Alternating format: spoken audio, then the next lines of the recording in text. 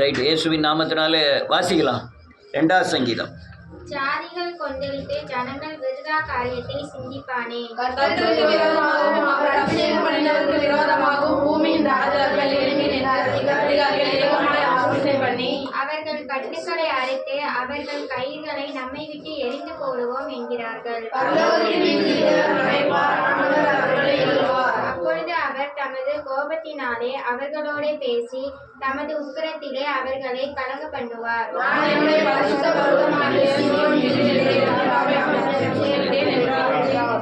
தீர்மானத்தின் விவரம் சொல்லுவேன். கர்த்தர் என்னை நோக்கி, நீர் என்னுடைய குமாரன், இன்று நான் உம்மை ஜெனிப்பித்தேன்.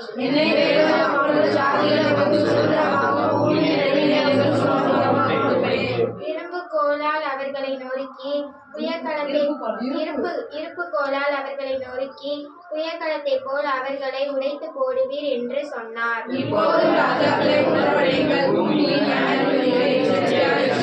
பயத்துடனே கர்த்தரை சேவியுங்கள், நடுக்கத்துடனே களிகூருங்கள்.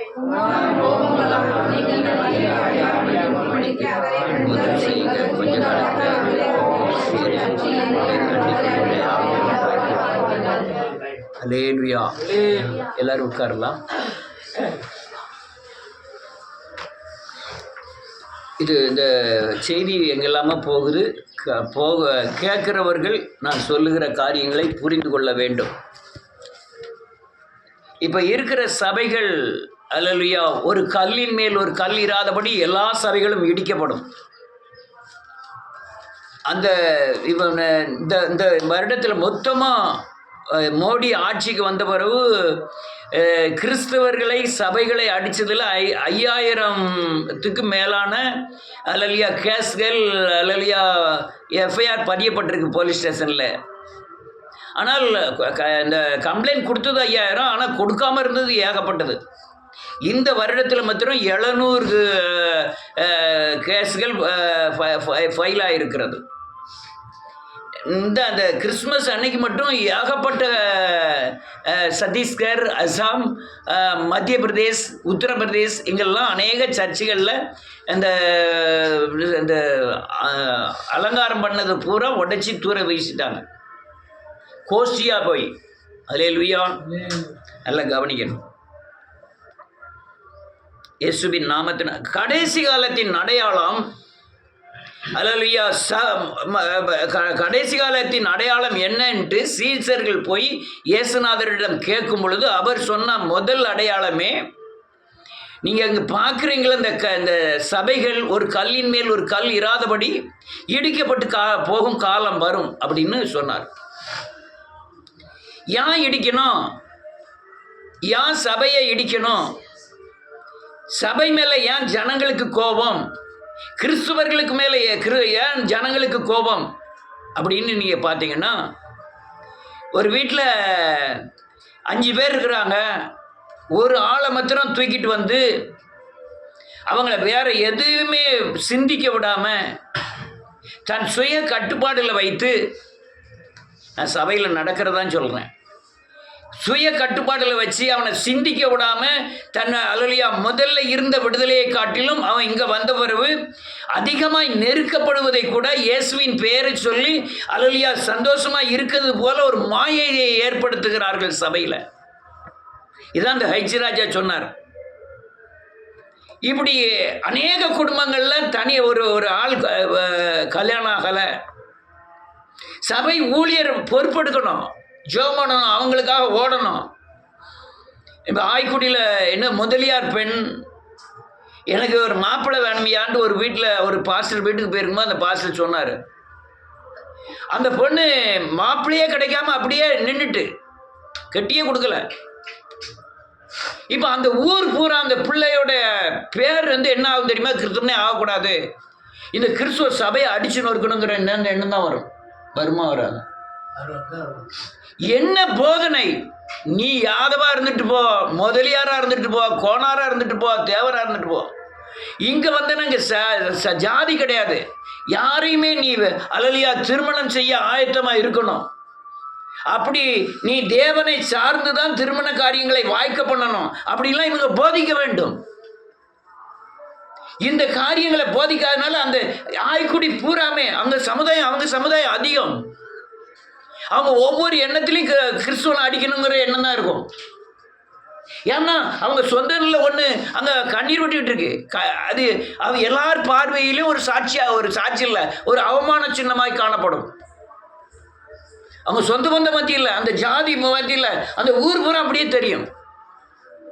நானும் அந்த போட்டோலாம் வாங்கிட்டு போய் அங்கே எல்லாம் போய் பதிஞ்சு வச்சேன். எங்கே அது என்னது, நம்ம துதியின் கோட்டையிலலாம் போய். இதே மாதிரி அநேக காரியங்கள் ஒவ்வொரு சர்ச்சிலும் நடக்கு.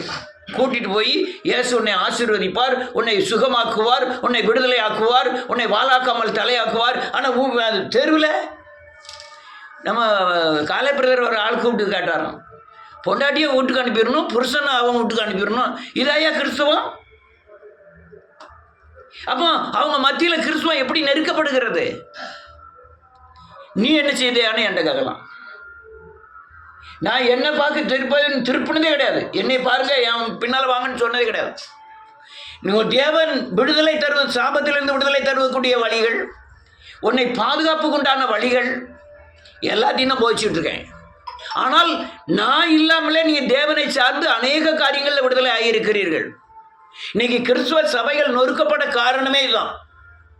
மாயையை போதிக்கிறார்கள், உன்னை ஆசீர்வதிப்பாருங்கிறாங்க, உன்னை சுகமாக்குவாருங்க. இப்படி போதிச்சு ஆசீர்வாதம் இல்லாதனால அவர்கள் எல்லாம் நெருக்கப்படுகிறார்கள். நான் சாட்சியாக இருந்திருக்கணும். நான் ஆசீர்வதிக்கப்பட்டது 4 பேருக்கு தெரியணும். சாபத்திலிருந்து விடுதலை ஆனது 4 பேருக்கு தெரியணும். அல்லேலூயா. இதனால தான் ஜனங்கள்லாம் பயங்கரமான கொந்தளிப்பில் இருக்காங்க. பயங்கரமாக. இன்னும் ஒருபடி மேலே சொன்னால் 1914 வருஷத்தில் மோடி ஆட்சிக்கு வந்தார். அந்த ஒரு வருஷத்தில் மாத்திரம் விபச்சாரத்தில் அம்பிட்டது அநேக பாஸ்டர்கள். இதெல்லாம் ஞாபகம் இருக்கணுமா தெரியல. உங்களுக்கெல்லாம் ஞாபகம் இருக்கணுமா தெரியல. 14வது வருஷத்தில் வந்த உடனே ஏகப்பட்ட பாஸ்டர்கள் விபச்சாரத்தில் அம்பிட்டாங்க. ஞாபகம் இருக்கா இல்லையோ? உங்களுக்கெல்லாம் ஞாபகம் இல்லையா? ஒருத்தருக்கு ஞாபகம் இல்லையா? யாரை விட்டா தெரியுமா? இந்துக்களை விட, இஸ்லாமியர்களை விட இந்த கிறிஸ்தவர்கள் அதிகமாக வேசித்தனத்தில் அம்பிட்டாங்க, விபச்சாரத்தில் அம்பிட்டாங்க. அதுவும் பாஸ்டர்ஸ்கள் அம்பிட்டாங்க. கொல்லணும்னு நினைப்பானா, நினைக்க மாட்டானா? அல்லேலூயா. நான் ஒரு ஆளை பிரிச்சுட்டு வாரேன், வந்து இவங்களை சாபத்திலிருந்து விடுதலை ஆக்குதேன். ஒரு ஆள் என்கிட்ட கேட்டார், ஓ சொந்தக்காரங்க தான், பால்காரர், ஓ சொந்தக்காரங்க தான், யாருன்னு பேருந்து இல்லை. நீ எங்கே இருந்தியா வந்த? எங்கே இருந்தியா வந்த? என் அண்ணனா பிரித்து கொண்டு விட்டியா? ஒன்றும் குறைஞ்சி போகலன்னு எல்லாத்துக்கும் தெரியும். 3 தடவை அவர் சாவு வரையும் போயிருக்காரு, சாபத்திலிருந்து விடுதலையாக இருக்காருன்னு எல்லாத்துக்கும் தெரியும். இதுதான் தேவனுடைய ஊழியத்தின் தன்மை. மாறாக ரொம்ப பேர் கேன்சரில் செத்து போயிட்டாங்கய்யா. அது எனக்கு பெரிய வைத்தறிச்சலாக ரொம்ப நாளாக சொல்லிட்டு இருக்க காரணம் தான். இப்போ நம்மகிட்ட இருந்தால் சாபத்திலிருந்து விடுதலை ஆகக்கூடாது வழியை சொல்லியிருப்பேன். அது தேவன் பாதுகாத்துப்பார். இயேசுவின் ரத்தம் அந்த வீட்டில் தெளிக்கப்பட்டு ஒவ்வொரு குடும்பம் கடைசி நேரத்தில் உள்ள ஜெபம் பண்ணி ஒன்றும் பிரயோஜனம் கிடையாது. நாங்கள் சாபம் இது, பாவம் இது, நீ விடுதலை ஆகணும், நீ விபச்சாரத்திலிருந்து விடுதலை ஆகணும், கொலையிலிருந்து விடுதலை, கொலையின் தண்டனையிலிருந்து விடுதலை ஆகணும், நீ விக்கிரகத்திலிருந்து விடுதலை ஆகணும், அதுக்கு சத்தியம் இது, நீ இப்படி ஜெபம் பண்ணணும், இப்படி விடுதலை ஆகணும் போயிச்சிருந்தா இந்த கொள்ளை நோய் அவர்களை தொற்றுக்கவே செய்யாது. ஏன்னா ஆதாரம் இருக்கு. அல்லேலூயா. ஜனங்கள் பூரா கொந்தளிக்கிறாங்க இந்த உள்ள சபையை பொறுத்தவரை. வெளியே தெரியல, அடிச்சு நொறுக்குக்கு ரெடியா இருக்கான். அவன் அப்படியே தீட்டிக்கிட்டு எலும்பதான் செய்வாங்க. அல்லேலூயா. குழப்பம், வேதனை, பயம். ஒவ்வொரு ஆளும் இப்போ நீங்கள்லாம் சாபத்திலிருந்து விடுதலை ஆனதின் சாட்சிகள். பணத்துக்காக நான் ஊழியம் செய்யவே இல்லை. சத்தியம் இதுதான், சிலுவை இதுதான் விடுதலை. நீ மனம் திரும்பினா பாதிக்கப்பட மாட்ட. நீ அல்லேலூயா சாபத்திலிருந்து விடுதலை ஆனால் அவன் இப்போ சந்ததி பாதிக்கப்படாது. இப்படி தான் நான் போயிச்சு வளர்க்கிறேன். அல்லேலூயா. இந்த காரியம் தான் இந்த ஊர் பூரா அந்த கொந்தளிப்பு ஏற்படுத்தி பயங்கர. ஸ்டாலின் இருக்கிறதுனால நீங்கள் தப்பிச்சுக்கிட்டு இருக்கோம், நம்ம தப்பிச்சுக்கிட்டு இருக்கோம். அப்படி இருந்தும் கேரளாவில் ஒரு சர்ச்சை அடிச்சுன்னு வரைக்கிட்டாங்க. யார்? கம்யூனிஸ்ட் ஆள்ற மாநிலம். அவன் கம்யூனிஸ்ட்டு இப்படி சண்டை வந்தாலும் தூக்கி போட்டு உள்ள அடி நச்சிருவான். ஒரு திருவனந்தபுரம் மட்டும் நகராட்சியை பிஜேபி பிடிச்சதுனால அங்கே இருக்கிற கிறிஸ்துவ சர்ச்சை அடிச்சு வந்துட்டாங்க. அதுக்கப்புறம் அரெஸ்ட்டு அது வேறு. ஆனால் வடநாட்டில் அரெஸ்டே கிடையாது. அது இங்கே வர்றதுக்கு ரொம்ப நாள் ஆகாது. இதே விஜயும் அலலியா எடப்பாடியும் ஜெயிச்சிட்டாங்கன்னா இங்கேயும் அழகாக வந்துடும். ஏன்னா அவன் சொல்லலை, இவன் கேட்க போகிறான். நம்ம அதுக்காண்டி ஸ்டாலின் நான் பாதுகாப்புன்னு சொல்ல வரல, நிலைமை இப்படி இருக்குன்னு சொல்ல வரேன். ஆமென். இவ்வளவு ஆக்ரோஷமாய் அடிக்க காரணம் என்ன? இருக்கிறது 2.3% தான் கிறிஸ்டின். ஆனால் 88% நன்மை செஞ்சிருக்கான். யாரு? கிறிஸ்டின். 88% யாருமே செய்திராத காரியங்களை செஞ்சிருக்கான். அன்னைக்கு ஓடுற ட்ரெயின்ல இருந்து, நடக்கிற போஸ்ட் ஆஃபீஸில் இருந்து, ஓடுகிற ஃப்ளைட்ல இருந்து, அல்லலையா ஒரு வழித்தடம் போட முடியுதா? ரயில்வேக்கு எவ்வளோ தூரம் ரயில்ல வழித்தடம் போட்டிருக்கான். ஜீரணிக்க முடியுமா? ஒவ்வொரு தலைவர்களும் கிறிஸ்துவ ஸ்கூலில் படித்து வெளியே வந்தவங்க.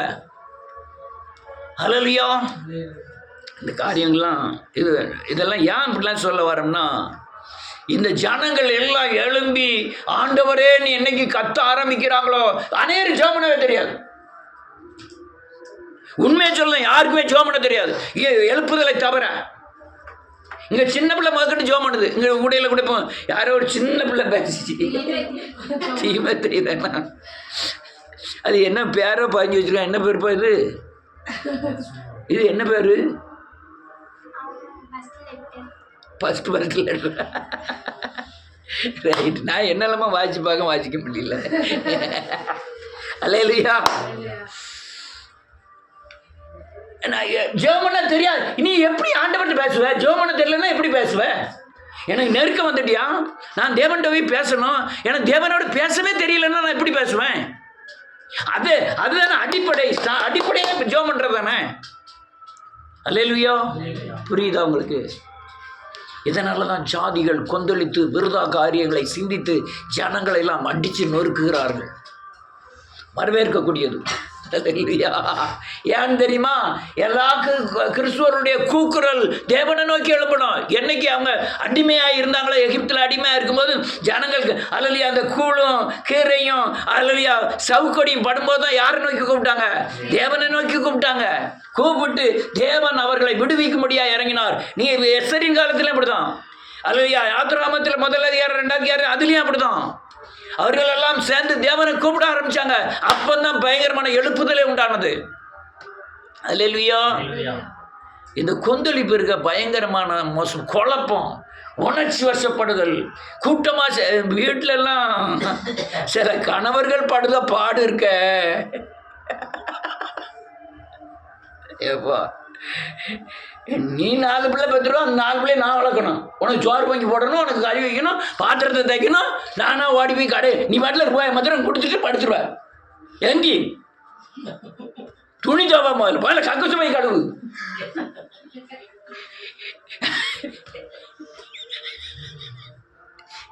எல்லாரும் நினைக்க நம்மளை தான் சொல்லுவாங்கன்னு.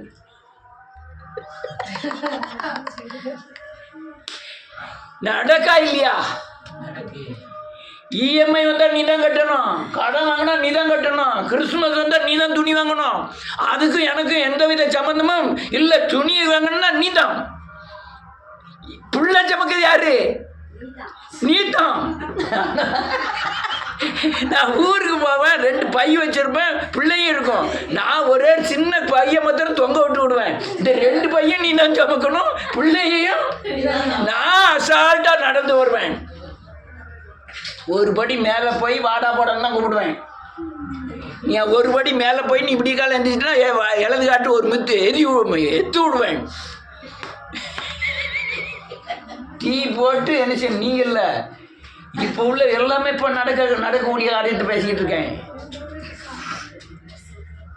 இது ஏன் அப்படிப்படுதாங்க தெரியுமா? 150 நீ கன்னத்தில் கையெடுங்க பிரதர். 150 வருஷத்துக்கு முந்தைய எப்படி தெரியுமா? 6 பிள்ளை பிறந்துடும். இவாள் தண்ணி அடிச்சுட்டு வந்து படுத்துருவா. 6 பிள்ளைக்கும் சாப்பாடு போட்டு புருஷனுக்கும் சாப்பாடு கொடுக்கணும். ஏன் தெரியுமா? தாலி எடுத்துட்டா வெள்ளச்சேலை உடுத்தி எல்லாரும் பக்கத்துலையும் அவமானப்படணும் அப்படின்னு நோய்பட்ட வாலிப்பட்டவனும் பேச தெரியாதவனும் இலட்சமானவனும் அவனை உயிரோடு வச்சிருந்தாலும் அவளுக்கு மதிப்பு. அதனால சோறு கொடுத்து எப்படியா வச்சிருப்பா. அவள் பாட்டில் தண்ணி அடிச்சு அங்கே சுத்துவாவோ 6 பிள்ளைகளையும் இதுதான் காப்பாற்றணும். உண்டா இல்லையா? இது தலையில இப்போ மாறிட்டு உள்ள வீட்டுக்குள்ள கொந்தளிப்பை பார்த்தா பயங்கர கொந்தளிப்பு. வீட்டில் வெளியே தான் நிம்மதி. வீட்டுக்குள்ளே போகும்போதே கொஞ்சம் எச்சம் முழுங்கிட்டு தான் வீட்டுக்குள்ளே போகணும். என்ன பேச போகிறாளோ,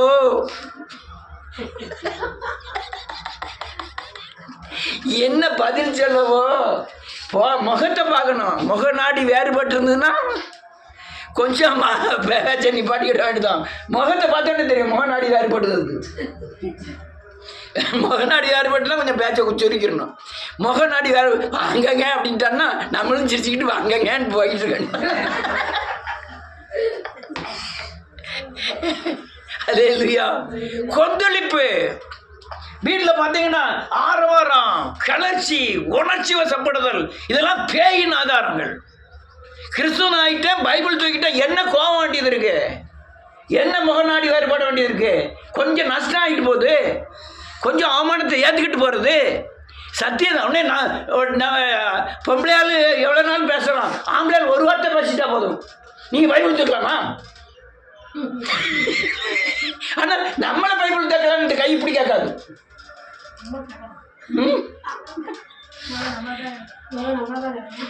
ரெண்டு பேரும் நம்மளை கேட்டுக்கணும். நான் பைபிள் தூக்கலாமா, நான் கோவப்பட்டது, நான் உணர்ச்சி வசப்பட்டு பேசுறது சரிதானா? கொந்தளிப்பு, பேய். வாசிக்கலாம், முதல் வசனத்திலிருந்தே வாசிக்கலாம். ஜாதிகள் கொந்தளித்து, ஆமென், ஜனங்கள் விருதா காரியத்தை சிந்திப்பானேன், கர்த்தருக்கு விரோதமாகவும் அபிஷேகம் பண்ணினவருக்கு விரோதமாகவும் பூமியின் ராஜாக்கள் எழும்பி நின்று அதிகாரிகள் ஏகமாய் ஆலோசனை பண்ணி அவர்கள் கட்டுகளை அறுத்து அவர்கள் கயிறுகளை நம்மை விட்டு எரிந்து போடுவோம் என்கிறார்கள். சத்தீஸ்கர் முதலமைச்சர் என்ன சொல்லார் தெரியுமா? எல்லாரும் எந்த மதத்தினாலும் நீங்கள் வணங்கிக்கலாம். நான் இந்திய நாட்டின் சுதந்திரத்தில் இந்த அரசியலமைப்பு சட்டத்தில் எழுதியிருக்கு, அது சுதந்திரம். அப்படி சொன்னவர் அடுத்தால ஒரு பிட்டை போடுதாரு, நீங்கள் மதம் மாற்றுகிறீர்கள், அதான் கொந்தளிப்பு வருது. யார் யாரை மாற்ற முடியும்? ரைட்டு, மருமகன் வந்திருக்காப்புல, ஒரு 10,000 ரூபா கொடுத்து 10 நாள் வாங்கன்னு சொல்லுங்க பார்ப்போம். அந்த 10,000 ரூபாய் இருக்கும் தண்ணி தான், அதுக்கடுத்தாலாம் வரமாட்டாங்க. வயிற்று வலி குணமாலே வயிற்று வலி நிப்பாட்டு தண்ணி தான், அந்த வயிற்று வலி நிற்கும் தண்ணி தான் சர்ச்சுக்கு வருவாங்க. சாபத்திலிருந்து விடுதலையானவர்களே பின்னால் போகிறாங்க.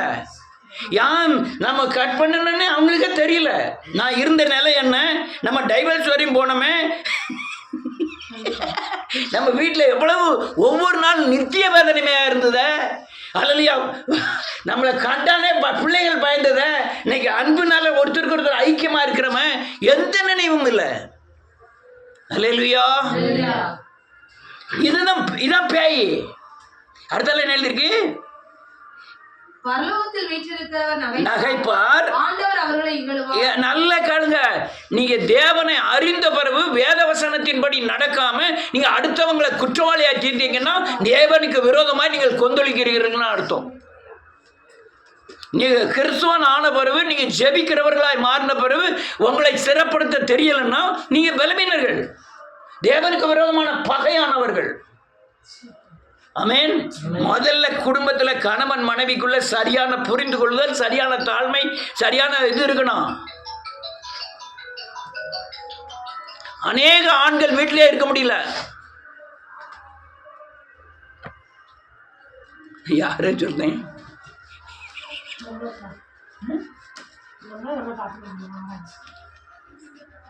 அநேக ஆண்கள் அவங்க வீட்டில் இருக்க முடியல. பக்தி எப்படி வரும்? பக்தி எப்படி வரும்? ஒருத்தருக்கு ஒருத்தர் தாழ்ந்து ஒருத்தருக்கு சமாதானம் பண்ணி வச்சாதான் பக்தியே வரும். நான் பிரசங்கம் பண்ணிட்டு இருக்கேன், தகப்பனும் அவனும் கையை கொடுத்து விளையாண்டுட்டு இருக்காங்க.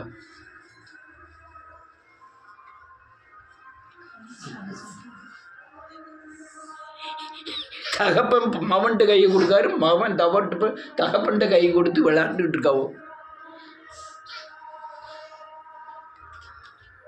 அப்போ யாருக்கு அறிவு வேணும்? சொல்ல ஒண்ணு தெரியும் பிள்ளைக்கு என்ன தெரியும்? ஒண்ணு தெரியாத தகப்பனுக்கு தெரியணும். நான் தேவ சமூகத்தில் இருக்கிறேன், தேவ பிரசன்னம் மூடி இருக்கு. இந்த தன்மை இல்லைன்னா வீட்டில் அப்படிதான் தார்பாராகும். நீ தேவ சமூகத்தில் உணர்வின் அடிப்படையில் தேவனோடு சார்ந்து வாழலன்னா, சத்தியம் உங்களுக்குள்ள போலன்னா வீட்டுக்குள்ள தாறுமாறாகும். அதை யாருமே சரி பண்ண முடியாது. நீங்க சத்தியத்துக்கு இணங்கினா தான் வீடு சரியா இருக்கும். சத்தியத்துக்கு இணங்கலைன்னா உங்க வீடு சரியாவே இருக்காது. அல்லேலூயா. சாந்தம், ஆவியின் கனி என்ன? அன்பு, சந்தோஷம், சமாதானம், நீடிய பொறுமை, தயவு, நற்குணம், சாந்தம், விசுவாசம், இவ்வளவு இருக்கணும். இதுல எது குறைஞ்சாலும் நீ தேவனுக்கு விரோதமான பகை. அங்க கொந்தளிப்பு உண்டாகும், யுத்தம் உண்டாகும், கசப்பு உண்டாகும், மூர்க்கம் உண்டாகும், வெறி உண்டாகும். ரெண்டு ஐயன் வீட்டில் நம்ம மாதிரி பேசுறதுக்கு பார்த்துருக்கீங்களா? ஐயனே பார்த்தது இல்லையா? ஐயன் வீட்டில் மாதிரி நம்ம வீட்டில் மாதிரி ஒரு குடும்பி பிடி சண்டையோ, அப்பா இவன் கெட்ட வார்த்தை போய் பேசுறதோ எதுவுமே அங்கே பார்த்துருக்கீங்களா? முருகன் ஐயெல்லாம் பார்த்துருக்கீங்களா? சாமி ஆடுறதை பார்த்துருக்கீங்களா? ஐயன் என்ன வைக்கா சாமி ஆடுதானா? ஐயன் என்னைக்காவது ஒரு அழகு குத்துறானா? நம்ம தான் என்ன செய்யறோம்? எல்லாம் செய்யறோம். ஏன் இதோட ஒப்பிடுதோம்னா, விக்கிரகத்தை சேவிக்கிறவர்களுக்கு தான் அந்த குணம் இருக்கும்.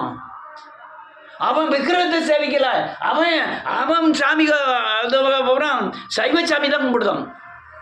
இவனும் எந்த சாமியை கும்பிடுதான்? அசைவ சாமி. அந்த அசைவ சாமிக்கு என்ன புத்தி இருக்குமோ அதான இவனுக்கு இருக்கும். அதனாலதான் ஐயரு கெட்ட வார்த்தை பேசுறதுல, பொண்டாட்டி புருஷனுக்குள்ள பயங்கர சண்டை வைக்கிறதுல. ஆனா கிறிஸ்துவை அறிந்து 10 வருஷம் ஆச்சு, 15 வருஷம் ஆச்சு, 20 வருஷம் ஆச்சு, நாம் நாவை அடக்காமல், வசனத்துக்கு கீழ்ப்படியாமல், தேவனை மகிமைப்படுத்தாமல், பிறரை குற்றவாளியை தீர்த்து தன் கொந்தளிப்பை அடக்காமல் வாழ்றது பயங்கரமான சங்கடம். ஆண்டவர் பார்த்து பார்த்து என்ன செய்யறாரா? நகைக்கிறார்.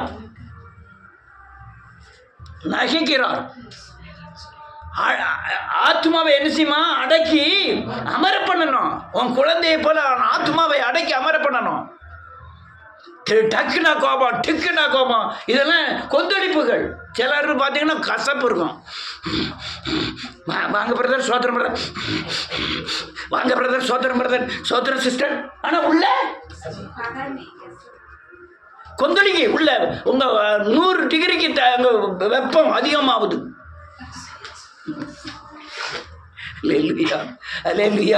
ஆண்டவர் பார்த்து நகைக்கிறார். சரி, நான் அப்படி கோவப்பட்டுட்டேன், ஆண்டவர் நம்ம பார்த்து கோவப்பட்டார்னா?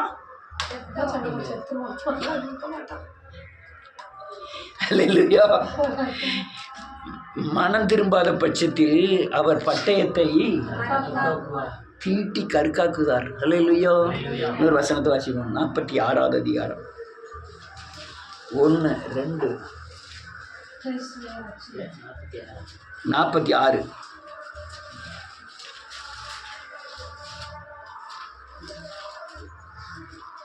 தேவன் நமக்கு அடைக்கலமும் கடனும், ஆபத்து காலத்தில் அனுகூலமான துணையுமானவர். ஆமென். ஆகையால் பூமி நிலை மாறினார். ஆமென். மலைகள் நடு சமுத்திரத்தில் சாய்ந்து போனார். ஆமென். அதன் ஜனங்கள் கொந்தளித்து பொங்கி, கொந்தளித்து பொங்கி அதில் பெருகினால் பர்வதங்கள் அதிர்ந்தாலும் நாம் பயப்படும். அதில் பெருக்கினால் பர்வதங்கள் அதிர்ந்தாலும் நான் என்ன செய்ய மாட்டேன்? பயப்பட மாட்டேன். ஏன்னா தேவன் எனக்கு அடைக்கலமும் பலனும் ஆபத்து காலத்தில் அனுகூலமான துணையாக இருக்கிறார். என்னன்னா இந்த வீடுகளில் இந்த கணவன் மனைவி உள்ள சண்டையை புத்தியின் அடிப்படையில் இவங்க சரி பண்ணதுக்கு முயற்சி பண்ணுறாங்க. ஆண்டவர் சத்தியத்தை வாசிக்கிறதோ, வசனத்தை அறிக்கை செய்ததோ, தேவனை நம்புதோ இல்லை. அவன் இப்படி இருக்காளா, நம்ம இந்த பிட்டை போடுவோம். ஆண்கள் முதல்ல வீட்டிலேருந்து வெளியேருந்து வரும்போதே மனசுக்குள்ள இதெல்லாம் நினச்சிட்டு வர்றது. வீட்டுக்குள்ளே போனோன்னா ஒரு மாதிரி இருப்பா, அவட்ட நம்ம இந்த பிட்டை போடணும், அவன் இந்த பிட்டை போட்டால் இது புறாமே தோல்வி அடையும். நீ பாட்டில் என்ன செய்யணும்? ஜெபம் பண்ணணும், சோத்திரம் பண்ணணும், ஆண்டவரே என்னை பாதுகாத்து வரணும்னு சொல்லி ஜெபம் பண்ணணும். அதுக்கப்புறம் வீட்டுக்குள்ளே போனீங்கன்னா உங்களுக்கு பாதுகாப்பு இருக்கும். இல்லைன்னா என்ன வரும்? சட்டாப்பை வரும், இல்லைன்னா என்னது கீரமத்து வரும். ஆனால் இப்போ உள்ள ஆண்கள் ரொம்ப மோசம். உருகி காதலிக்கான். 6 வருஷம் 7 வருஷம் காதலிச்சு கல்யாணம் முடிக்கான். 10 வருஷம் காதலிக்கான், கல்யாணம் முடிக்கான். 6 மாதம் தான் வாழ்க்கை. அடுத்தால ஒவ்வொரு நாளும் நரக வாழ்க்கை தான், ஒவ்வொரு நாளும். ஆனால் அதே மாதிரி இன்னொன்று பார்க்குறேன், யாரை பாரு ஐயரை கூப்பிடுதோ பந்தல் போடுதோ எதுவுமே கிடையாது.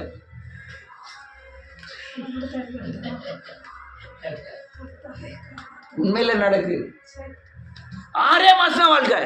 உள்ள வீட்டுக்குள்ள கொந்தளிப்பை பார்த்தா பயங்கர கொந்தளிப்பு. அந்த பயங்கரமான யுத்தம். இப்போ இந்த அதாவது இந்த வீட்டுக்காரங்க பார்த்து கல்யாணம் முடிச்சு வச்சு அப்படி இருந்துன்னா ஏன் கொந்தளிப்பு வராதுன்னு நினைக்கலாம்? வரும். அதில் தேவன் இருப்பார். இதில் நீ இச்சையின்படி ஓடி போய் கல்யாணம் முடிச்ச இச்சைக்கும் தேவனுக்கும் சம்மந்தம் கிடையாது. கிறிஸ்தவங்கள் எத்தனை பேர் காட்டுறாங்க, அவங்க பிள்ளைகள் இச்சையின்படி லவ் கபெல்லாம் இச்சையின்படி தான். அது வாழ்க்கை 6 மாதம் தான் ஓடும். ஆசை 60 நாள் முகம், அவ்வளவுதான். அதுக்கப்புறம் அவங்க வாழ்க்கை சோழி முடிஞ்சுது. அதுக்கப்புறம் பூரா யுத்தம், கொந்தளிப்பு, வேதனை, துக்கம். அதான் அல்லேலூயா. வேதம் சொல்லுது, தேவன் எனக்கு அடைக்கலமும் இப்பலனும் ஆபத்து காலத்திலே துணையுமாய் இருந்தால், பூமி எந்த நிலையில மாறினாலும், மலைகள் தலைகீழ நடு சமுத்திரத்தில் போய் விழக்கூடிய அளவில் இருந்தாலும், ஜலங்கள் கொந்தளித்து பொங்கி அதன் பெருக்கினால் பர்வதங்கள் அதிர்ந்தாலும் நான் என்ன செய்ய மாட்டேன்? ஏன் பயப்பட மாட்டேன்? தேவன் எனக்கு அடைக்கலமும் வேலனும் ஆபத்து காலத்தில் அனுகூலமான துணையானவர். அப்படி வந்துன்னா எந்த கொந்தளிப்பும் உங்களுக்கு அடங்கி போகும். அல்லேலூயா. கொந்தளிப்பு ரொம்ப மோசமானது. அது நம்மளை உணர்ச்சி வசப்பட்டு நம்ம புத்தியை அடைக்கும். நம்ம புத்தியை அடக்கி அந்த நாவை யார் பிடிப்பா தெரியுமா? நாவை யாரு கையில் வச்சுப்போம்? அவன் கையில் வச்சுப்போம். யாரு? நம்ம என்ன சொல்ல தெரியுமா? பேசப்படாதுன்னு நினைச்சேன், அது வாயில எப்படி வரும்? அப்ப கண்ட்ரோல் யார் கண்ட்ரோல்ல போயிட்டு? புருஷனை வாங்க போங்கன்னு தான் பேசுவேன். சண்டை வந்துட்டு ஏழை வேண்டாம் அனுப்பிடுவான்.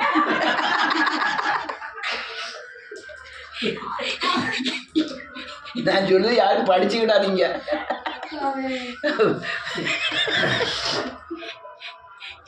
இவனாலையும் ஏழை வாழன்னு ஏன் சொன்னு என்ன செய்ய முடியாது.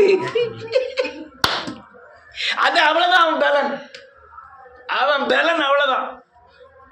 அடைக்கலமும் பலனும் அனுகூலமான துணையா இருந்தால் இன்னைக்கு பேசுகிற வார்த்தைக்கு நாளைக்கு பதில் சொல்ல வேண்டி வரும். அவர் உன்னதத்தில் இருக்கிறவர் என்ன செய்வாராம்? நகைப்பார். அவர் அவனை பார்த்து இகழ்வார். நீங்க தேவனை அடைக்கலமாகவும் பலனாகவும் ஆபத்து காலத்தில் அனுகூலமான துணையை வைங்க. எந்த குழப்பத்தையும் ஓய பண்ணுவார். கிறிஸ்துவ ஜீவியம் ரொம்ப சங்கடமான ஜீவியம். முதல்ல உன் குடும்பத்தை எதுக்கணும். குடும்பத்தை பூரா உதறி தள்ளிட்டு வரணும். வீட்டுக்காரரு சர்ச்சுக்கு போகப்படாதும் பாரு, மாமனார் சர்ச்சுக்கு போகப்படாதும் பாரு, மாமியார் சர்ச்சுக்கு போகப்படாதும் பாரு. அவ்வளோத்தையும் உதறி தள்ளிட்டு தான் செய்யணும். சங்கடம். அது எவ்வளோ பெரிய சங்கடம். அடுத்தாலும் நான் பேருக்கு பின்னால் பாண்டியன், நான் நம்பியார், நான் கோனார் எல்லாம் விட்டுட்டு என்ன செய்ய வேண்டியது இருக்கு வரணும். அது மனசுலேருந்து போவதுக்கே பல வருஷங்கள் ஆகும். மனசுக்குள்ளே இருந்து அந்த ஜாதியெல்லாம் போவதுக்கே பல வருஷம் ஆகும். பிறகு நம்ம சொந்த பந்தங்கள் மட்டுமல்ல, நம்ம ஃப்ரெண்டு, உயிரோடு கலந்தவன், யாரெல்லாம் விட்டுலாம் ஃப்ரெண்ட் நினைச்ச முடியாது. சில ஆட்கள் பார்த்தீங்கன்னா அல்லையா, அவங்க இல்லைன்னா நான் இல்லை, நான் இல்லைன்னா அவங்க இல்லைங்கிற மாதிரி ஆயிடும்.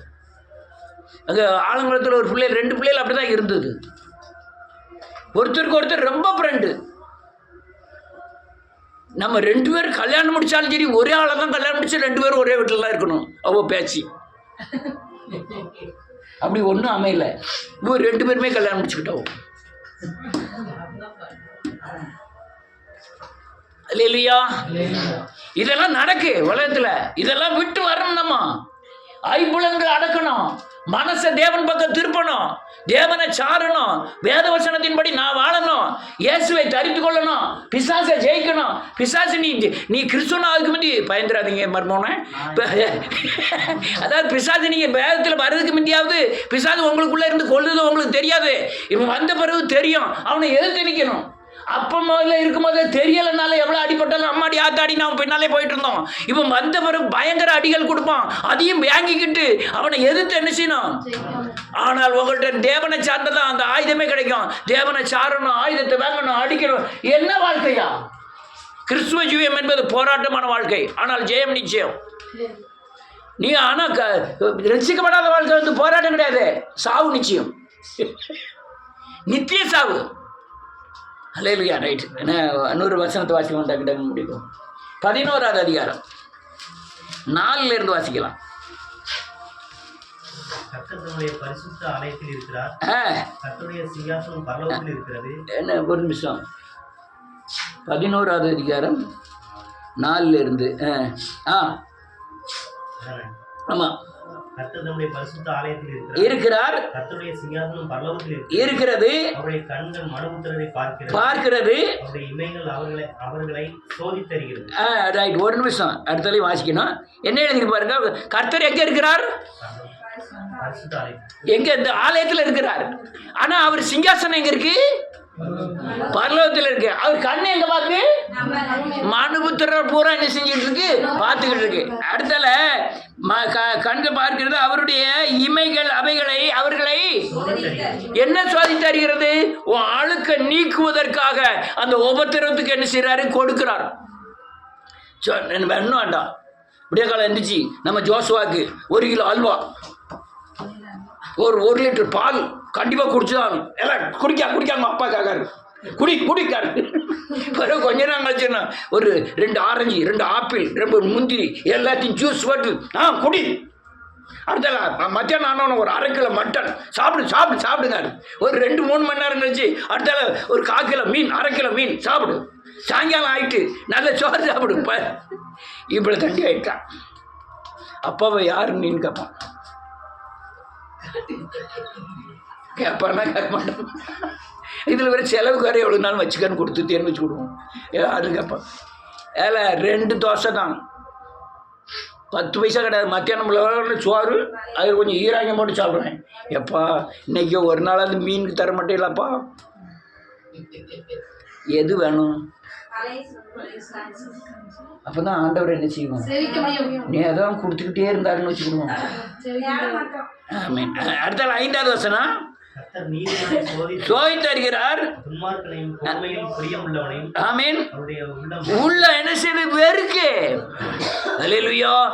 கொந்தளிப்பு என்ன ரொம்ப ஜாலியாக இருக்கும். கொந்தளிப்பு. அல்லேலூயா. தண்ணி அடிச்சுட்டு 4 பேர் வரும்போது ரொம்ப சந்தோஷமாக இருக்கும்.